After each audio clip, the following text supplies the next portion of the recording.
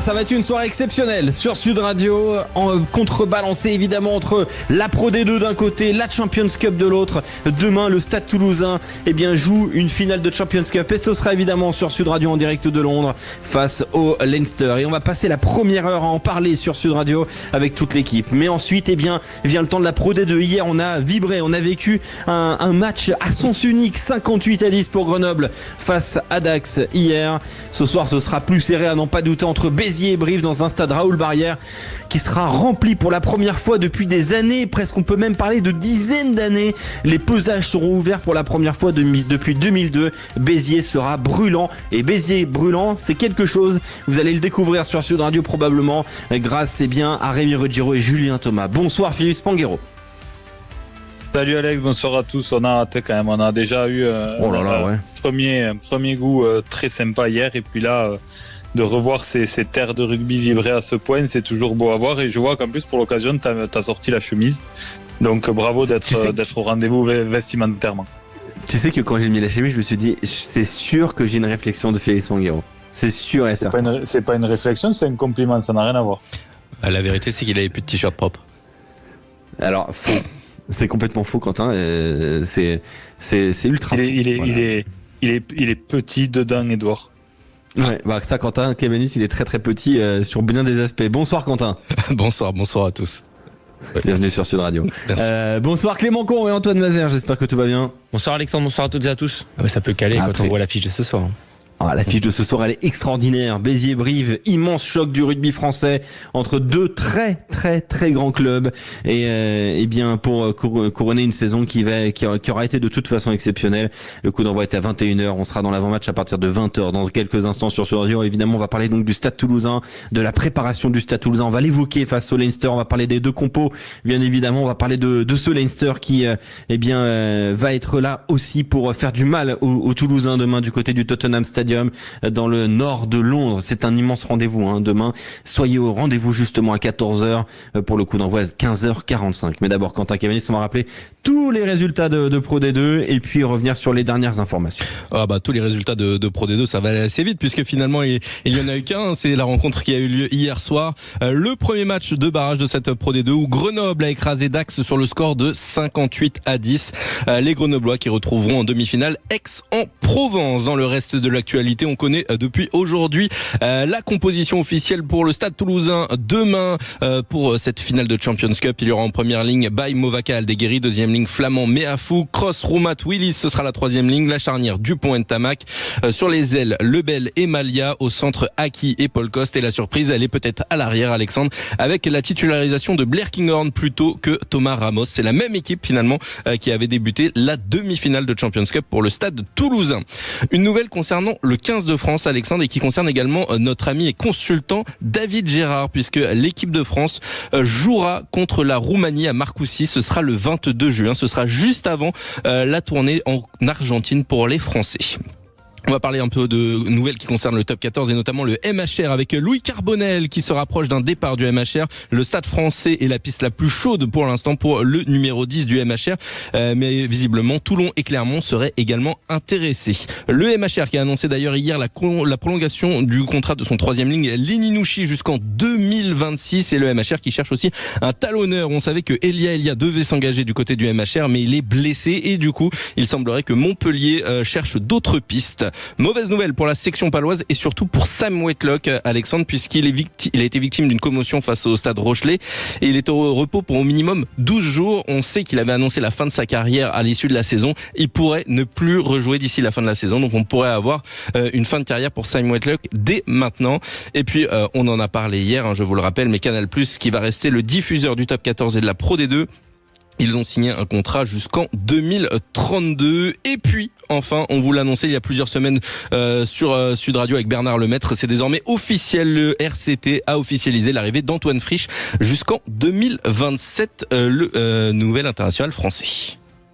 Pas encore, Quentin Kémenis. Oui, il a été sélectionné, on va dire, au dernier rendez-vous. Il a été convoqué. Oui, il a été convoqué. C'est vrai qu'il n'a pas joué. carton. Ouais, ça va arriver. Ça dégaine comme ça. Ouais, là, il y en a eu quelques-uns. J'ai failli te couper sur le MHR, mais bon, je me suis dit, allez, on va le laisser Quentin Cabanis. On va pas lui faire du mal dès le début. On va attendre 19h15 quand même. Alors, revenons sur les informations. Philippe Spanghero, déjà la première, eh bien, c'est que la Roumanie va venir à Marcoussis au mois de juin pour donc affronter l'équipe de France dans un entraînement dirigé, mais voilà, sous forme de match. On va écouter d'ailleurs ce que nous disait David Gérard, eh bien hors antenne, puisque on vous le rappelle, le sélectionneur de la Roumanie est consultant en Sud Radio Rugby. Et il devait être avec nous ce soir, mais il est en tournée du côté de la Moldavie là pour repérer des joueurs notamment, et il n'y a tout simplement pas de réseau. Voilà, donc on a été obligé de communiquer par WhatsApp, voilà, par messagerie, et il nous a donné son impression et comment, eh bien, ça s'est mis en place avec Fabien Galtier. On écoute David Gérard, consultant Sud Radio Rugby, sélectionneur de la Roumanie. C'est une discussion avec Fabien Galtier qui a commencé il y a quelques semaines et où je lui ai demandé de simplement penser à nous s'il avait besoin de sparring partner d'une équipe pour faire un entraînement, un match amical, et il m'a dit que sans problème il y penserait. Et il y a pensé, il m'a contacté en me disant voilà, est-ce que ça vous intéresserait de jouer contre nous le 22, format match amical, puisque bon, on peut pas faire de match officiel. Et donc j'ai de suite accepté pour le bien de mes joueurs et de l'équipe nationale roumaine. Ça permettra de relancer un petit peu le lien, le vieux lien qu'il y a entre ces deux pays. Voilà, donc David Gérard, sélectionneur de la Roumanie, qui nous confirme et donc comment ça va se passer du côté donc de Marcoussis et comment cela s'est déroulé. C'est vrai que depuis l'annonce de l'annulation, en tout cas du report du match face à la sélection internationale qui était prévue, Philippe Spanghero, la date donc du 22 juin, elle est conservée pour affronter la Roumanie. C'est plutôt une bonne chose. C'est plutôt une bonne chose et je crois qu'il y a une vraie volonté de la part de la Fédération française de rugby d'avoir une revue d'effectifs encore plus large et cette période elle est propice à ça. Donc il y avait une vraie volonté de jouer avant de partir en Argentine et je trouve ça intéressant parce que un des devoirs des grandes nations, c'est aussi d'aider les nations du tiers 2 à grandir et par ce genre de match, ça le permet. Donc voilà, ça, comme le dit David, ça recrée le lien parce qu'il y a eu des liens forts entre la Roumanie et la France et puis jusque dans les années 90, avant que la Roumanie décroche un peu, c'était des confrontations sérieuses. Donc là, ça permettra de voir de jeunes joueurs et de faire cette revue d'effectifs dont a besoin le 15 de France juste avant de partir en Argentine. Ça me paraît être une très bonne chose. Une très bonne chose donc pour le rugby français et le rugby roumain. Une autre info que je voulais développer avec toi, Philippe Spanghero, donc c'est cette annonce ces rumeurs persistantes de Louis Carbonel qui arriverait peut-être au Stade Français Paris. On sait que le dossier est personnellement géré par Laurent Labitte. Philippe Spanghero, est-ce que le mariage peut-être valable selon toi entre Louis Carbonel et le Stade Français Paris, et comme le disait justement Quentin, il y a aussi Clermont et Toulon qui surveillent la situation du demi d'ouverture montpelliérain, enfin désormais montpelliérain, qui quittera le MHR a priori parce que bon, on peut le dire, les relations avec Patrice Colazo ne sont pas au beau fixe. Est-ce que le Stade Français Paris est une destination intéressante selon toi? Pour moi, pour Louis Carbonel, quasiment tous les clubs du top 14, peut-être excepté Toulouse et un ou deux autres que j'ai pas comme ça en tête spontanément, c'est une bonne destination parce que Louis Carbonel, je crois, a beaucoup de choses à prouver ou à reprouver parce que quand il a quitté Toulon, on parlait de lui quasiment pour l'équipe de France et puis il a un peu décroché pendant cette période montpelliéraine et donc là en plus avec des relations un peu compliquées avec le staff, de toute façon il faut un nouveau souffle. Moi ce que je regarde de près quand même aussi, c'est cette discussion potentielle avec Toulon. Clermont, j'y crois moins. Mais là, pour le coup, si Bernard Lemaître réussissait à le faire revenir, il aurait complètement réglé sa situation avec les supporters. On sait à quel point les relations... Pas avec ses joueurs en 10, quoi. Parce que là, Enzo Hervé, Dan Bigard, Paulo Garbisi et Louis Carbonel. Voilà, ça serait quand même... Garbisi, il serait ravi, j'imagine. Mais Garbisi pourrait jouer au centre. Peut-être, je sais pas, il pourrait y avoir des solutions. En tous les cas, sans parler de la concurrence, En tous les cas, c'est sûr que c'est au Stade Français que ça paraît très logique et que ça a l'air d'être le plus avancé. Moi, je crois que c'est un club qui peut lui faire du bien, l'aider à retrouver cette dynamique pour se refixer des objectifs ambitieux. L'équipe de France, pourquoi pas? En tous les cas, il avait ça en tête et il y prétendait. Donc voilà, il faut qu'il trouve un nouveau souffle. Quand on voit la dynamique du Stade Français, on verra comment va se terminer la saison. Mais on sent un recrutement de qualité, on sent une équipe qui s'est reconstruite sur des bases solides et qui sera ambitieuse quoi qu'il arrive les prochaines saisons. Donc ça me paraît être un choix intéressant. À noter que Louis Carbonel, selon nos informations, son salaire prévu en cas de départ sera entre 30 et 40 000 par mois. C'est le jackpot. C'est pas énorme. C'est pas énorme, c'est quand même. Non, mais attention, c'est pas énorme. Là, je parle de ce qu'on connaît sur le marché en ce moment. C'est un 10 français, GIF. On est plus vers 40 que vers 30. Alors là, ça commence à être un salaire costaud, mais honnêtement, à l'échelle de ce qu'on vit en top 14 pour les grands numéros 10, 30, c'est pas un gros salaire. Mais aujourd'hui, il est combien dans la hiérarchie des 10 français? Pour moi, il est 6, 7. Ouais, donc tu vois. Ouais. C'est quand même. Après, Léo Berdeux est payé dans ces émolutions-là, donc. Mais oui, tous les 10 Français titulaires dans les équipes qui prétendent au top 6, qu'elles y arrivent ou pas, c'est au moins 30 000. Hein. C'est colossal, dans un monde où je crois que Juan Cruz Malia est à 20 000, voilà, 20-25 000, il me semble, donc c'est quand même bon, il est pas français, il est pas juif, mais c'est un braquage. Mais bon.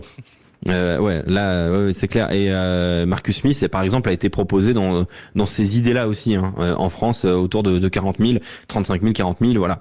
Ça montre un petit peu quand même les sphères dingues qui peuvent être atteintes quand même au poste de numéro 10 en France, surtout quand on est GIF. Il peut vraiment se passer des choses, et c'est vrai que c'est pour ça que Louis Carbonel a forcément des prétendants sur la scène française, et on suivra en tout cas l'actualité autour du Stade Français Paris, les plus gros salaires dans les grilles, de toute façon. Pardon de te couper, mais c'est pilier droit et numéro 17. Ouais, c'est ça, le numéro 10, ouais. Pilier droit et dans une moindre mesure des deuxièmes lignes aussi. Ouais, des gros deuxième ligne porteurs de balles, c'est vrai que c'est très très bien payé. On donnera pas de nom, mais Romain Taufifénois au Racing. Non, mais j'en sais rien du tout. Mais je pense il prendra un joli salaire et il le mérite. Il a fait une très très belle carrière, Romain Taufifénois, et un très très bon passage en équipe de France qui se poursuit probablement. On suivra évidemment Romain Taufifénois pour les prochaines échéances internationales. Voilà, on a évoqué un petit peu tous les sujets d'actualité. Dans quelques instants, on va revenir sur la préparation du Stade Toulousain avec vous au 0826 300 300, parce que demain c'est un très très grand rendez-vous. C'est une finale de Champions Cup face à l'ogre, le Leinster. Sud Radio, au cœur de la mêlée, Alexandre Priam. Vous êtes sur Sud Radio, sur la radio du rugby. Dans 1h40, le coup d'envoi du barrage entre Béziers et Brive, de ce très grand barrage qui est annoncé du côté de Raoul-Barrière dans l'Hérault, avec près de 17 000 personnes dans ce stade Raoul-Barrière qui a ouvert ses pesages pour la première fois depuis 2002. Ambiance exceptionnelle à venir sur Sud Radio, on y sera dans quelques minutes. Et puis demain à 15h45, le coup d'envoi de Leinster-Toulouse pour la finale de la Champions Cup. Nous prendrons l'antenne dès 14h au Tottenham Stadium dans le nord de Londres avec Philippe Spanghero, évidemment, avec François Trio, avec Daniel Herrero, avec Johan Huget. Toute l'équipe Sud Radio sera présente demain pour vous faire vivre cet immense rendez-vous. D'ailleurs, on va en parler de ce rendez-vous entre le Leinster et Toulouse, parce que ce sont deux très grands habitués de ces phases finales. Bonsoir Ludovic de Mont-de-Marsan. Bonsoir Alexandre, comment vas-tu ? Ça va très bien, merci d'avoir composé le 0826 300 300. Tu es un auditeur fidèle de Sud Radio Rugby. On va parler un petit peu de la préparation. Est-ce que c'est une préparation idéale du Stade Toulousain ? Parce que c'est vrai que le Stade Toulousain a pris le temps de préparer ce rendez-vous, peut-être plus que les saisons précédentes, Philippe Spanghero, avec 2 dernières journées de top 14 où ils ont pas mal fait tourner, et en plus avec beaucoup de positifs. On sent que les revers ces dernières années face au Leinster ont laissé des traces, et que le Stade Toulousain essaie de mettre le plus de chances de son côté, Philippe. Ah ben là, pour répondre à ta question, ça aurait été difficile d'avoir une meilleure préparation. D'abord, comme tu le dis, ils ont fait tourner beaucoup en championnat avec beaucoup de réussite, même en ayant envoyé la jeune garde. Et donc, ça leur laisse l'esprit libre pour ce qui va se passer après cette Champions Cup, parce que clairement, là, aujourd'hui, l'ambition des Toulousains, c'est de réaliser le doublé. C'est le doublé. Il n'y a pas eu de casse en plus. Donc bon, j'imagine que ça a été pour le coup un petit casse-tête quand même pour Hugo Mola et son staff pour composer cette équipe, parce que on avait vu une sortie notamment de Thomas Ramos, pas très content d'être sur le banc. Il y a toujours cette concurrence Movaca-Marchand. Enfin, il y a pour composer le 15 de départ toulousain, ça a été compliqué. Mais par contre, au-delà de ça, il y a 23 joueurs, ceux que Hugo et son staff avaient en tête pour être le plus performant possible. La suite est un peu assurée en top 14. Donc c'est difficile de préparer cet événement dans de meilleures conditions. Ouais, justement, on va faire un petit point statistique sur le nombre de joueurs utilisés depuis la demi-finale et cette victoire face au Harlequins Clément Combe. Oui. Et puis on fera aussi un point sur les minutes jouées par les stars, par Dupont, Tamac, Flamand, Baye, Ramos, Kinghorn aussi, pourquoi pas. Ouais, alors déjà pour le premier point sur le nombre de joueurs utilisés depuis la demi-finale, il y en a eu 39 sur 46, puisqu'on rappelle il y a 23 joueurs sur une feuille de match. Des joueurs qui sont alignés demain en finale, il y en a 17 qui ont joué contre le Stade Français Paris, et des joueurs sur cette feuille de match, il y a que Richie Arnold qui a disputé les 2 matchs depuis la demi-finale. Sur les minutes jouées par les stars, les joueurs cadres de ce Stade toulousain, Baye c'est 51 minutes, Flamand c'est 1 heure, Movaca, Kroos ils ont joué une demi-heure, ils étaient remplaçants contre le Stade Français, et seul Ramos a joué l'intégralité de la rencontre contre Paris. Tous ces joueurs-là, ils étaient au frigo contre Montpellier. À noter que Movaca et Ramos, Ramos et Movaca, c'est leur 29e et 30e match de la saison. C'est énorme. Et je garde le plus important pour la fin. Antoine Dupont et Romain Tamac, depuis la demi-finale, c'est 0 minutes. Antoine Dupont, il était sur la feuille de match à Paris, mais il n'est pas rentré. Romain Tamac, il a passé 2 semaines à bricoler dans son jardin tranquillement. Voilà, donc une grosse mise au repos pour avoir toutes les chances de son côté, sans avoir le risque d'être à court de rythme quand même, Ludovic de Mont-de-Marsan. Non, je pense que ça va faire du bien, justement. On est dans les conditions idéales pour avoir des joueurs frais. On sait que contre Leinster, ça va taper, et qu'il y a notamment l'année dernière, il y a 2 ans en demi-finale, ça avait été un peu plus compliqué parce qu'on manquait de fraîcheur, et il fallait en même temps cravacher un peu un championnat. Donc non, il y a les entraînements qui ont quand même aidé à retrouver un peu de cohésion également au niveau de la charnière, puisque Romain Tamac n'est pas revenu de blessure il y a si longtemps que ça. Ça aura laissé aussi le temps d'analyser, de préparer, de combiner. Voilà, on verra ce que ça nous réserve demain. Mais le Leinster nous a souvent battu sur la fraîcheur justement les dernières années en faisant tourner. Et voilà, cette fois on va arriver à mon sens dans des conditions idéales. Ces conditions idéales, donc pour cette équipe du Stade Toulousain, c'est vrai que c'est important, Antoine Mazard, parce que ces dernières années, les affrontements face au Leicester ont souvent tourné au vinaigre quand même pour les Toulousains, et il y a une sorte d'histoire un peu commune mais douloureuse pour le club haut-garonnais. Oui, et surtout quand on voit un petit peu les dernières confrontations, on sent que c'est bien plus qu'un simple match de rugby, bien plus qu'une simple finale. Quand on regarde un petit peu les derniers résultats, on sent que il y a eu des tragédies, on va dire, dans ces matchs-là qui ont vraiment meurtri un petit peu les Toulousains. Hugo Mola le disait en conférence de presse, le Leinster c'est pas un simple adversaire, c'est un adversaire. Alors voilà, il y a ce style d'équipe irlandaise qui par rapport à sa statut, par rapport à ce qu'elle impose, ce qu'elle incarne, ça reste toujours compliqué. Mais c'est vrai que le Leinster, cette province-là, par rapport à ces derniers résultats, ça a laissé des traces dans le cœur des Toulousains, et ils veulent demain bien plus que remporter le titre, c'est montrer qu'ils ont pris un petit peu leur revanche et qu'ils ont soigné un petit peu les cœurs depuis ces dernières années. Justement, pour revenir un petit peu côté toulousain, Ludovic, est-ce que tu penses que les victoires là qui ont lieu en top 14, que ce soit à Montpellier avec les gamins, face au Stade Français Paris aussi, enfin ces matchs très sérieux de la part du Stade Toulousain, est-ce que ça a vraiment une influence sur la préparation? Est-ce que c'est vraiment un tremplin pour une finale d'une autre compétition, tu vois? Est-ce que il y a une sorte de passage entre les deux? Bon, on sait très bien que le Stade Toulousain également se base sur sa formation et avec des cadres autour. Maintenant, en effet, avec l'avance qu'il y avait un peu en championnat, bonifié avec la victoire contre le Stade Français, bon, Montpellier, ça a permis en effet largement de faire tourner. Et on savait que cette équipe pouvait faire l'affaire. On l'a vu à Clermont également avec les jeunes.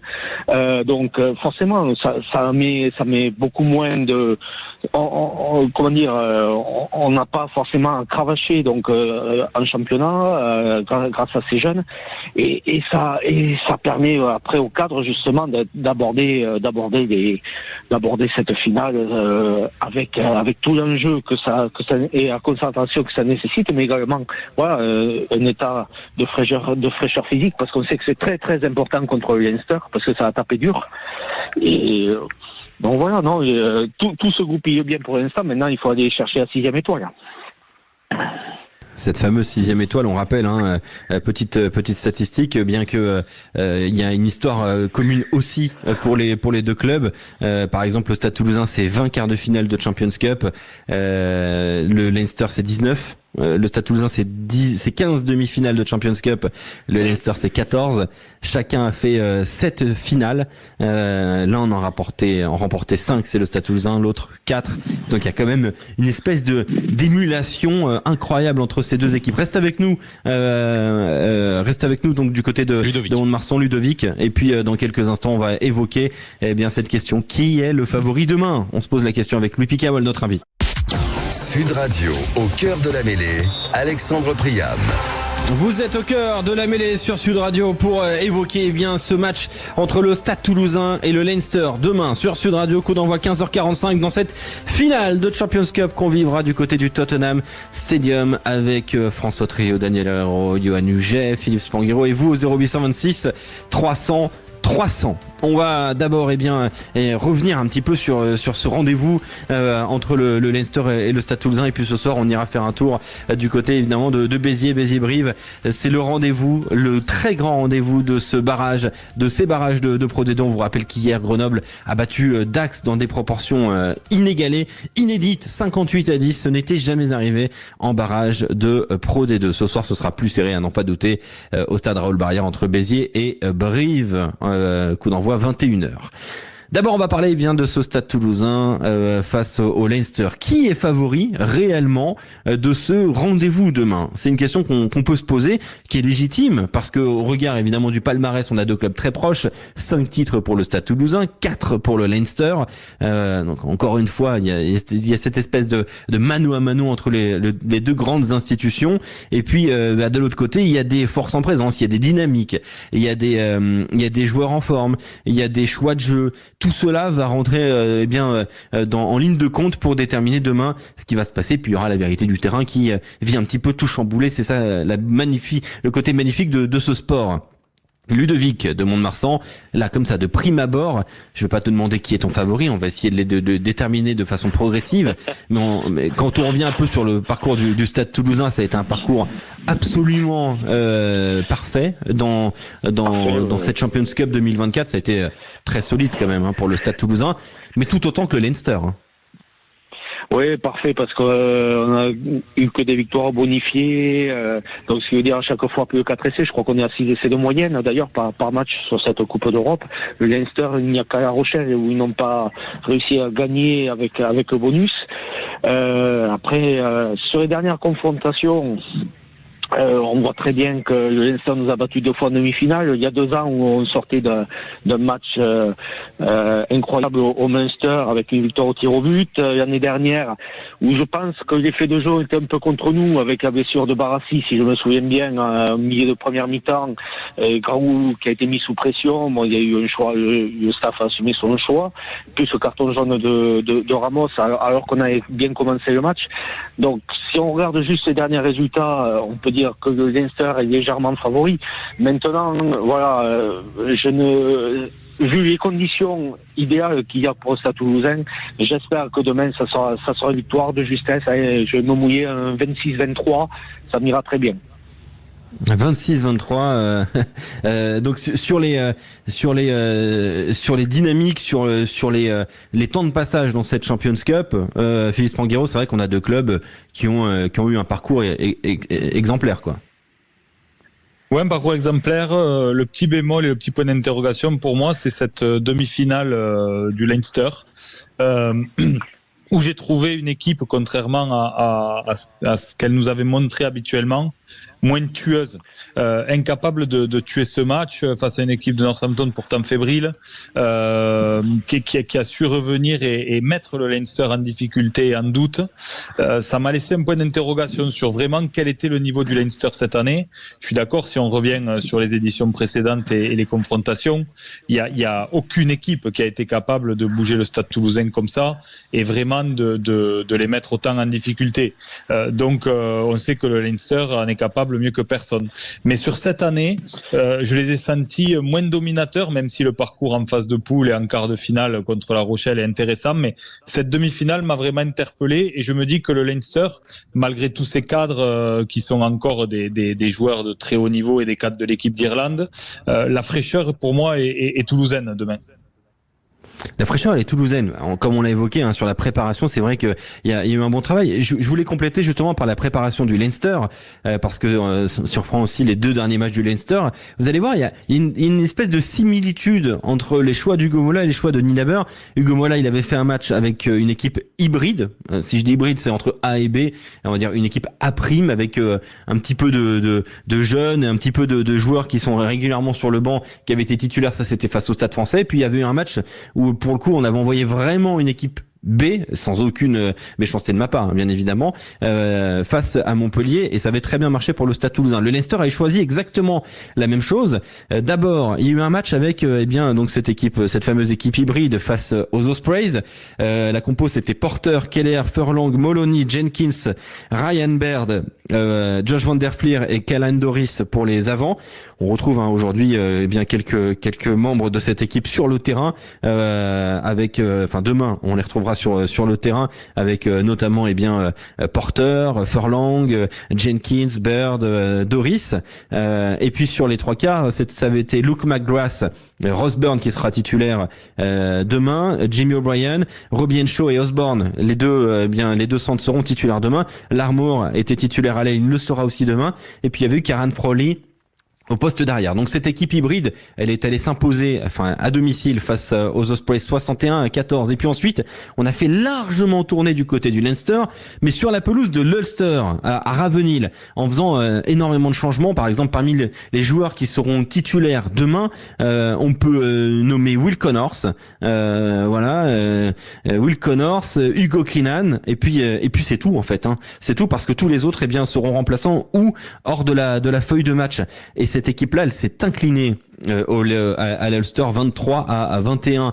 Est-ce qu'on peut y voir quelque chose de particulier, un signe peut-être que le banc du Stade Toulousain demain, cette profondeur d'effectifs, peut être légèrement en faveur des Hauts-Garonnais, Philippe Spanghero? Je crois. De toute façon, on a vu sur les deux scénarios des éditions précédentes, puisqu'on se réfère à ça, le Stade Toulousain a craqué après la 60e, surtout, notamment la dernière confrontation qui avait été lourde en termes de score. Et donc là, c'est vrai que le banc toulousain me paraît renforcé. Il y a vraiment aucune grosse blessure à signaler côté toulousain. Donc il y a aussi beaucoup de caractère, puisque des joueurs comme Julien Marchand, Thomas Ramos, dont on parlait tout à l'heure, c'est des vrais leaders de vestiaire et de jeu qui vont être importants aussi dans des décisions de fin de match, des moments clés. Donc je crois qu'il y a un petit avantage sur le banc et sur ce qu'on appelle ces impact players sur la fin de match. Là aussi, à l'avantage des Toulousains pour moi cette année. Quand on regarde un petit peu, donc on essaie de déterminer, si vous nous rejoignez sur Sud Radio, quel est le favori demain entre le Stade Toulousain et le Leinster, et c'est un vrai sujet parce que moi-même j'ai beaucoup de mal à me décider. Quelles sont les certitudes dans le jeu du Stade Toulousain, Philippe Spanghero? Quels sont les principes clés du jeu toulousain établis? les principes clés, c'est malgré tout quand même une performance haute en conquête. Donc là, ça va être un premier enseignement. Par exemple, si tu devais assez choisir vite deux dans le mots match demain. pour caractériser le jeu toulousain, ce serait quoi? Deux mots, c'est j'allais dire discipline, même si contre les Harlequins, il y a eu quand même des fautes. Faut pas se référer sur un match, mais malgré tout cette année, il y a j'allais dire de la discipline, de la froideur dans le sens où on a retrouvé un Stade Toulousain très tueur, notamment sur les ballons de récupération, capable de bonifier vraiment tous les ballons de récupération. Il y a beaucoup de superlatifs qu'on peut employer pour cette équipe cette année, mais j'allais dire disciplinée et froide. Disciplinée et froide. Ludovic de Mont-de-Marsan. Je sais pas s'il y a des stats sur les fautes toulousaines, sur la Champions Cup par exemple, pour pas aller plus loin, mais je trouve que le Stade Toulousain a beaucoup progressé là-dessus aussi. Ouais, je vais regarder ça. Ludovic de Mont-de-Marsan, si tu devais choisir deux mots pour caractériser bien ce jeu toulousain. Déjà le mouvement. On sait que c'est une équipe qui cherche le mouvement, le jeu de passe, les intervalles, l'espace, voilà. Et je dirais également, je rejoindrai un peu Philippe aussi sur le côté tueur. Alors on a bien sûr un Dupont qui avec le 7 a pris peut-être une autre dimension, j'ai l'impression, justement sur la vitesse peut-être. Mais sur la saison, hormis sur la demi-finale contre les Harlequins, j'ai trouvé que le Stade Toulousain, sur la plupart de ses matchs, savait étouffer son adversaire entre guillemets en première mi-temps et prenait le dessus physiquement en deuxième mi-temps. Et les écarts se sont faits, on l'a vu en quart de finale contre j'ai perdu l'équipe, mais bon, voilà, où ça c'est, où à partir de la 60e, voilà, le score. Donc du coup, c'est quoi tes deux mots, souvent en championnat? Je dirais mouvement, déjà, ouais. Et le deuxième mot, tueur. Tueur. Donc on revient un petit peu sur le principe de froideur de Philippe Spanghero. Quels sont les mots, par exemple, que tu choisirais côté Leinster, Ludovic? Côté Leinster, c'est discipline, parce qu'ils sont très rarement pénalisés, et également tactique, parce qu'ils s'appuient vraiment sur des schémas bien stéréotypés, bien tactiques pour le relancement de jeu. En s'appuyant bien sûr après c'est la discipline et tactique physique de leurs avants notamment. Ouais. Philippe, moi je dirais expérience et patience, parce que c'est quand même assez exceptionnel. C'est conseil des sages, le Leinster là. Non, mais c'est exactement ça. Honnêtement, bon, on le voit sur l'expérience et sur ce que cette équipe sur le papier, ce qu'elle nous propose. Mais au-delà de ça, ce qui est quand même toujours incroyable avec le Leinster, et c'est pour ça que la discipline toulousaine, elle va être extrêmement importante demain. Cette capacité qu'ils ont à tenir le ballon près des lignes adverses pendant de très très très longtemps de jeu, sans se mettre à la faute bien sûr, et en attendant la faille. Et soit ça passe par des points au pied, par des pénalités, soit ça craque et puis ça marque.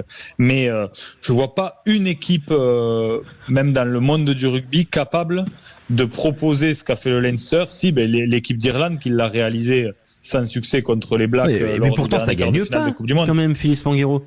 Je veux dire, ça fait un petit moment qu'ils perdent des finales. Qui gagne pas? Le Leinster, ça fait un petit moment quand même qu'ils sont contrés dans leur choix de jeu. Par exemple. Oui, parce que mais honnêtement, mais c'est vrai que ces deux scénarios qui se sont succédés de finale. Ce qui est programmable et lisible. Ouais, ce qui est programmable. Après, honnêtement, il y a quand même une vérité dans ce sport, c'est que si tu casses la gueule à l'autre, au bout d'un moment, ça marche. Et honnêtement, c'est ce que La Rochelle a réussi à faire sur ces deux finales, en étant extrêmement froid là aussi, parce que on a eu les mêmes scénarios les deux fois, où en première période, on s'est dit le match est plié, on avait l'impression que le Leinster avait la main sur ces matchs. Mais après, le pack Rochelet faisait tellement mal, avait tellement usé cette équipe du Leinster qu'ils sont revenus, ils ont recommencé à y croire, et puis ils sont allés arracher ces matchs les deux fois au bout du suspense. Mais je crois pas que le Stade Toulousain ait cette même capacité de faire aussi mal devant au Leinstermen que ce qu'a pu en être capable La Rochelle. Et ça, ce sera évidemment à suivre hein, sur Sud Radio. On va continuer d'évoquer un petit peu les favoris. Qui est le favori entre le Stade Toulousain et le Leinster? Tu me demandais une statistique. Eh bien, Philippe, je te la donne. Le Stade Toulousain est à 10 fautes par match. Donc 10 fautes par match dans cette campagne de Champions Cup. C'est beaucoup. Je pensais un peu moins. Mais par exemple, le Leinster est à 12. 11,6 exactement. Donc voilà, c'est le Leinster est plus pénalisé. Les très gros standards internationaux sont autour de 5-6. C'est compliqué de gagner des matchs de très haut niveau en faisant plus de fautes au niveau international. Le curseur est un peu augmenté juste en dessous, donc à ce niveau de Champions Cup. Mais oui, sur un match comme une finale demain, 10 c'est le maximum qu'il faut faire pour espérer l'emporter. Parlons un petit peu des compositions de demain, évidemment, puisqu'on va se poser bien une petite question. Il y a un absent demain, il s'appelle Thomas Ramos. Thomas Ramos, il ne sera pas titulaire demain. Je vais vous donner la composition du Stade Toulousain, avec en première ligne Cyril Bay, Peato Movaka et Dorian Aldeguerri. La deuxième ligne, Flamand Méafou. En troisième ligne, Willis Cross autour de Roumat. La charnière, Dupont-Ntamak, aux ailes Lebel, Malia. Au centre, Akikost. Et à l'arrière donc, Blair Kinghorn. Sur le banc, Marchand, Nettie Merkler, Arnold, Brennan, Graou, Chocobares et Thomas Ramos. Thomas Ramos absent. Explication d'Hugo Mola en conférence de presse, montage Clément Combe, parce que forcément Thomas Ramos, il ne sera pas titulaire, par contre il sera précieux. On raccourcit très vite le choix des hommes à leur remplaçant, ou en tout cas à la personne qui commence, mais c'est plus un équilibre général, et Thomas était peut-être pas forcément en concurrence qu'avec Blair, et donc c'est un peu cette émulation-là qu'on essaye d'avoir, et aussi de disposer, comme je vous l'ai dit, d'une équipe très performante en fin de partie, parce que quand vous vous amusez à regarder les finales depuis quelques années, elles se jouent pas avec la ligne droite de Longchamp, elles se finissent à 2-3 points d'écart, donc peut-être que le buteur que représente Thomas, sans être devin, pourra nous servir, ou en tout cas nous apporter toute son expérience en fin de match. Voilà, donc Thomas Ramos qui ne sera pas titulaire demain. Petit tour de table très rapide. Quentin Cavanis, qui est favori entre le Leinster et Toulouse? Moi je pense que c'est Toulouse. J'ai pas entendu Quentin. J'ai dit Toulouse, je pense. Toulouse. Clément Combe. Toulouse. Allez, Toulouse. Par Antoine Mazère. Toulouse également. Félix Panguero. Toulouse. Donc, Ludovic. Je peux pas dire autre chose que, en fait, tout à l'heure j'ai dit Leinster légèrement favori sur les derniers résultats. Après, voilà, sur l'état d'esprit, je pense que ça sera nous demain. Ce sera Toulouse pour toi demain en termes d'état d'esprit. Voilà, on a essayé de déterminer qui est le favori demain. On aura le temps de continuer d'évoquer cette rencontre dès 14h demain sur Sud Radio. À tout de suite. Sud Radio, au cœur de la mêlée, Alexandre Priam. Vous êtes au cœur de la mêlée sur Sud Radio. On est maintenant à 1h du coup d'envoi de Béziers face à Brive. Mais d'abord, on continue de parler de la Champions Cup avec Philippe Panguero. C'est un en avant, c'est simple en avant, point. Sud Radio, la radio du rugby. Des millions, vous êtes charmante. Vous voyez ce que ça fait déjà 1 million, Armina? Où est l'argent? Où est l'argent? C'est mon peu de moi, rien ici. En fait, j'ai retiré de l'argent. Amis, ouvrez vos cœurs, non n'ayez pas peur, l'argent ne fait pas le bonheur. Shut up and take my money. On va se poser une question simple. Un titre en Champions Cup, ça rapporte combien pour le club? Félix Panguero, notre d'aventure, c'est le Stade Toulousain demain s'impose. Mais d'abord, il faut rappeler aussi que, il y a un parcours, et c'est un parcours qui peut rapporter de l'argent pour le club vainqueur en Champions Cup. Ce parcours en Champions Cup, est-ce qu'il est inclus dans le budget prévisionnel des clubs? Et si oui, à quelle hauteur? Est-ce que quand on estime le budget l'année prochaine, on inclut la saison en Champions Cup et j'imagine la phase de poule? Jamais. D'abord, il y a un principe de précaution qui est très clair de la part de la DNACG, feu la DNACG, le nom a changé, mais qui demande au club de présenter des budgets, hypothèse pessimiste. C'est-à-dire que le Stade Toulousain, qui pourrait légitimement présenter un budget tous les ans en étant au moins dans le top 6, n'a pas le droit. Il doit présenter un budget hors phase finale, que ce soit en top 14 ou en Champions Cup. Donc ça, c'est un principe de précaution qui me paraît assez sage. Mais c'est vrai que du côté du Stade Toulousain, on revoit les budgets au fil de l'eau régulièrement, puisque derrière, la performance sportive amène des nouveaux leviers économiques. Là, pour répondre à ta question, c'est assez variable d'une année sur l'autre ce que peut ramener une finale et puis un titre de Champions Cup pour le Stade Toulousain. D'abord parce qu'il y a plusieurs types de revenus. Il y a des revenus directs. D'abord, le PCR donne des enveloppes budgétaires de méritocratie à toutes les ligues professionnelles, chargées de les reverser sur des grilles de barème propres à chaque ligue, à la méritocratie, à ces clubs. Donc typiquement pour le rugby français, les clubs qui performent et qui vont en phase finale, à partir des demi-finales et des finales, reçoivent une enveloppe de la part de la Ligue nationale de rugby. Bien sûr, cette enveloppe est différente qu'on soit en Champions Cup ou en Challenge Cup. Donc peut-être que Clermont va percevoir une petite enveloppe pour son parcours, mais à part ça, la totalité quasiment de l'enveloppe EPCR attribuée à la Ligue nationale de rugby va revenir au Stade Toulousain. Donc ça, c'est un premier point important. C'est difficile de connaître les montants. Je crois que le Stade Toulousain les connaît pas lui-même, mais on peut estimer que ça va se situer entre 700 000 et 1 million d'euros de primes de la part de la Ligue nationale de rugby. Ça, c'est un premier revenu direct de méritocratie.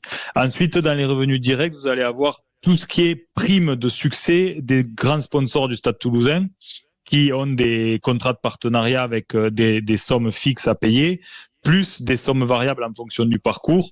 C'est normal, on comprend que quand il y a de l'exposition sur des phases finales, les sponsors sur le maillot, Fiducial, Peugeot, Airbus, sont plus exposés et donc ont de la médiatisation supplémentaire. Et donc il y a souvent ce principe de prime variable. Là, c'est aussi difficile de donner des chiffres précis, mais ça va se situer pour le Stade Toulousain entre 200 et 300 000 euros de revenus directs sur la méritocratie de ce parcours en finale ou ce titre. Et puis ensuite, il y a des revenus un peu plus indirects qui sont pas liés à la finale en elle-même, mais qui sont liés au parcours. Là, vous allez avoir tout ce qui est merchandising, parce que le Stade Toulousain est en train de faire quand même des miracles à ce niveau-là.